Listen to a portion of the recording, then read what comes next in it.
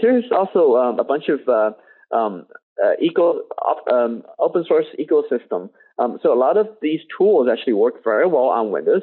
In fact, I would be able to go on a Linux machine and use a cross compiler from the main GW team. Main GW is a compiler that allows you to compile very much any Linux source code into Windows. So a lot of these HPC applications are actually cross-platform. So people run this on Linux.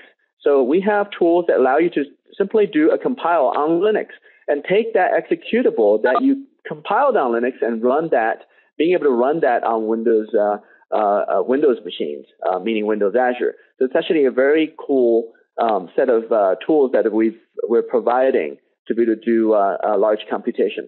So let me actually show you one of the examples of Windows Azure as a service, and I have actually a live demo of that.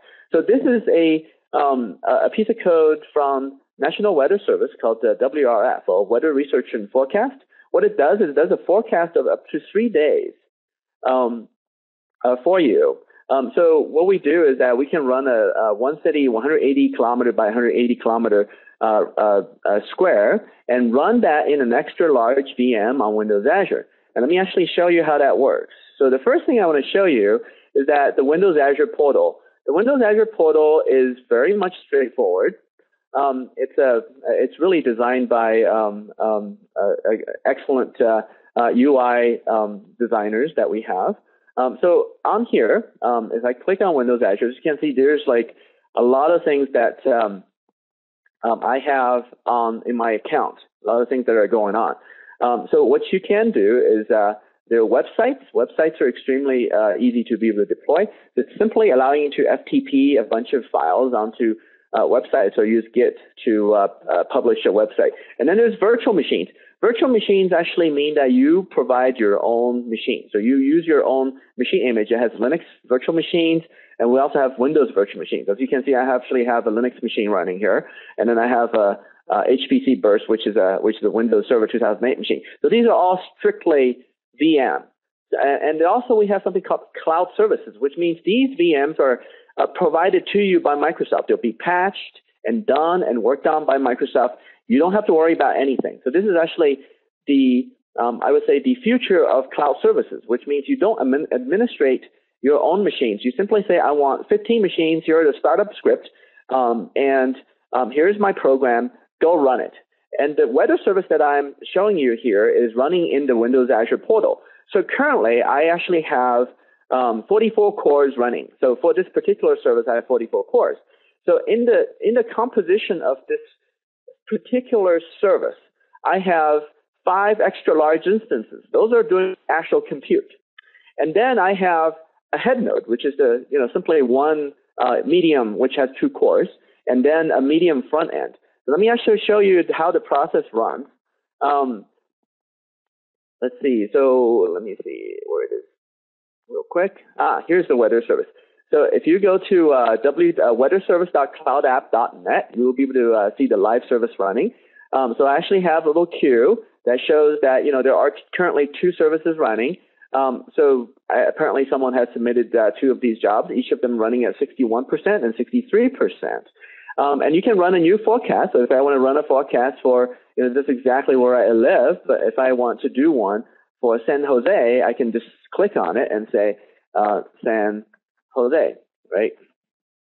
And simply say save, and then it would be able to go ahead and allocate resources on the cluster and be able to run that for you. So let's actually look at the cluster management portal. So this is actually all done entirely in a web portal now. So if I click on all jobs, as you can see that there's 2 running. Those are the 2 that I showed you earlier. There's 2 people that submitted jobs earlier. And also, perhaps my jobs, I don't have any right now. And if you look at the heat map actually shows you all the jobs that are currently running. So there's using compute node number 1 and number 3. Those are the 2 jobs that are currently running. We submitted one. And of course, it's going to take a little bit of time for it to actually come through the system. So I essentially have a web front end, and a job submission mechanism, which is simply a PowerShell script that submits a job to this queuing system. And then this queuing system manages the resources for me. So I can actually prioritize and do all kinds of interesting things with the resources that I have that I spun up on Windows Azure. And of course, you can run other types of applications as you wish. So the second demo, which I like to show you, and in fact, let me go back to my slides real quick, is that, this is actually a look at the actual web portal with all the screenshots.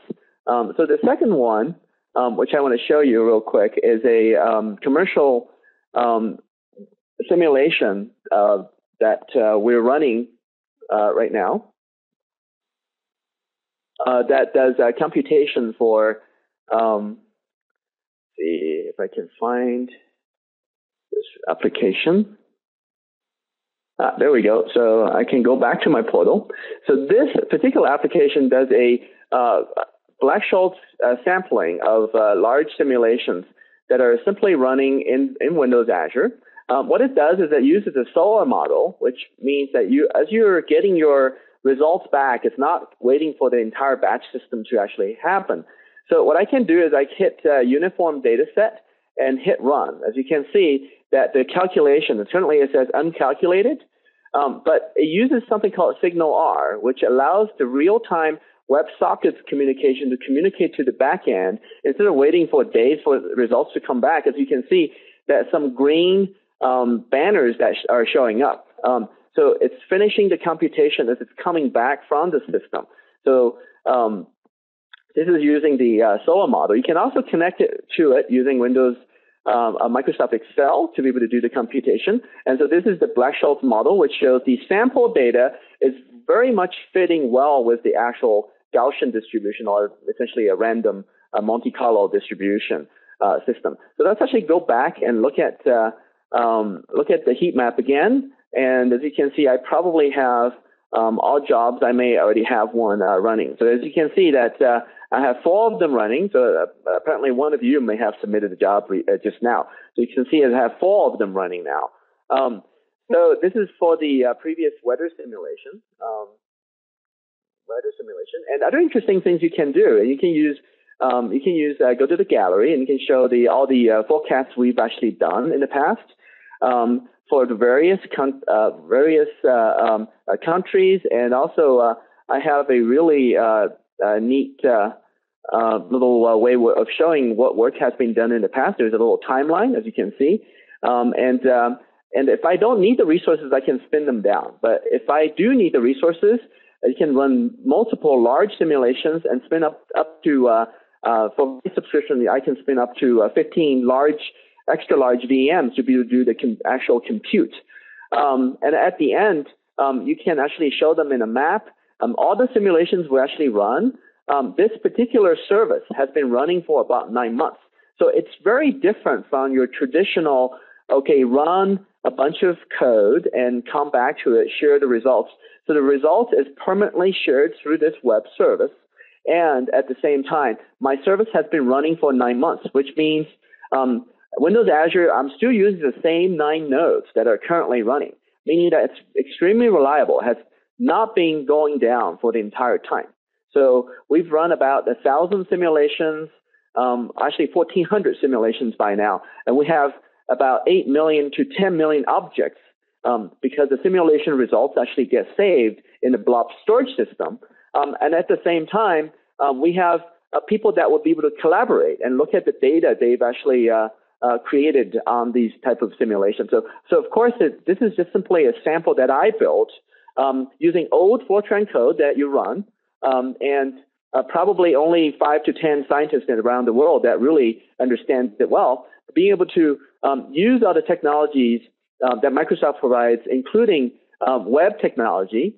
This is an MVC, Microsoft MVC application, including Bing Maps, as you saw earlier, and also including our big compute technologies running in the background to be able to make a service that goes from simply Fortran code that's sitting in somebody's drawer to a service that is constantly running without much effort having to maintain it. And I don't have to patch the system because I'm using platform as a service, because all the nodes that I spin up are managed and provisioned by Microsoft.